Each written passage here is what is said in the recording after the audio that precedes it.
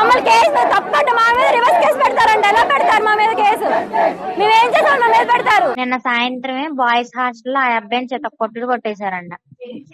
చేత కొట్టుడు కొట్టేసి ఆ అబ్బాయి బయట పెట్టాడు.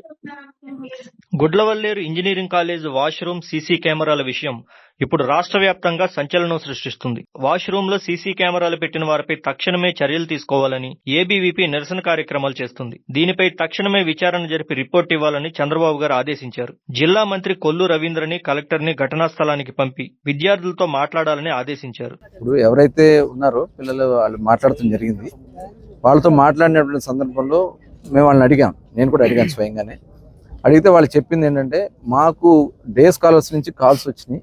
ఏమో మీరు ఏమైనా చూసారా, కెమెరాలు చూసారా లేకపోతే ఏంటని అడిగితే డే స్కాలర్స్ నుంచి కాల్స్ వచ్చినాయి అన్నారు. కొన్ని ఏమైనా వీడియోస్ ఏమైనా చూపించారంటే అవి కూడా ఉన్నాయి అంటున్నారండి అని అన్నారు. ఈ వ్యవహారంలో బయటకు వస్తున్న విషయాలు అందరినీ బెంబేలెత్తిస్తున్నాయి. అయితే ఈ ఘటన జరిగిన తర్వాత ఆ విద్యార్థినులు తమ కుటుంబ సభ్యులతో సన్నిహితులతో భయపడుతూ మాట్లాడిన ఫోన్ కాల్స్ కూడా బయటకు వచ్చాయి. నేను స్నానాలు చేసే వీడియోస్ కూడా బయటికి వెళ్ళి అంటే వాళ్ళేంటి ఎంతసేపు చూసినా ఆ అమ్మాయికే సపోర్ట్ చేస్తున్నారు. ఇదంతా ఫేక్ ఫేక్ ఫేక్ అంటున్నారు. బీటెక్ ఫైనల్ ఇయర్ విద్యార్థి తన స్నేహితురాలతో చేసిన పనులు తెలిసి విస్తుపోతున్నారు. ఈ నేపథ్యంలో విజయ్ అనే విద్యార్థిని పట్టుకుని స్టూడెంట్స్ అందరూ చితక్కొట్టారు. తమ హాస్టల్లో సీక్రెట్ గా తీసిన 300 వీడియోలు ఒక స్టూడెంట్ అమ్ముకున్నాడని ఆరోపిస్తున్నారు. అయితే పోలీసులు ఆ ఆరోపణలు ఎదుర్కొంటున్న విద్యార్థిని విచారిస్తున్నారు. ఈ అరాచకాలకు చెక్ పెట్టేలా అతన్ని శిక్షించాలని కాలేజీ అమ్మాయిలు గవర్నమెంట్ ను కోరుతున్నారు.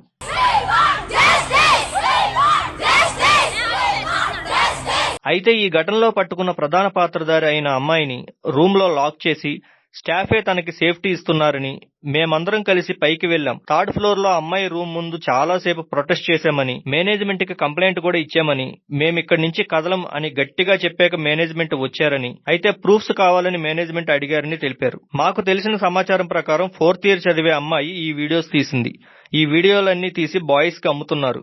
నియర్లీ 300 వీడియోస్ దాకా ఇలా అమ్మేశారు. కాలేజ్ మేనేజ్మెంట్ ని యాక్షన్ తీసుకోమని అడుగుతుంటే ప్రూఫ్స్ కావాలి, ఉంటే తీసుకురండి అంటూ నిర్లక్ష్యంగా మాట్లాడుతున్నారని విద్యార్థినులు వాపోయారు. అయితే విద్యార్థి సంఘాల ఆందోళనలతో గుడ్లవల్లేరు కాలేజీ పరిసరాలు హోరెత్తిపోతున్నాయి. ఈ ఘటనపై చంద్రబాబు ఆగ్రహంగా ఉన్నారని, మంత్రి కొల్లు రవీంద్రని, జిల్లా కలెక్టర్ ని, ఎస్పీని కూడా పంపి దీని వెనుక ఎవరు ఉన్నా కూడా బయటకు తీసుకురావాలని, ఆ విద్యార్థినులకి రక్షణ కల్పించి భరోసా ఇవ్వాలని ఆదేశించారని కొల్లు రవీంద్ర చెప్పారు.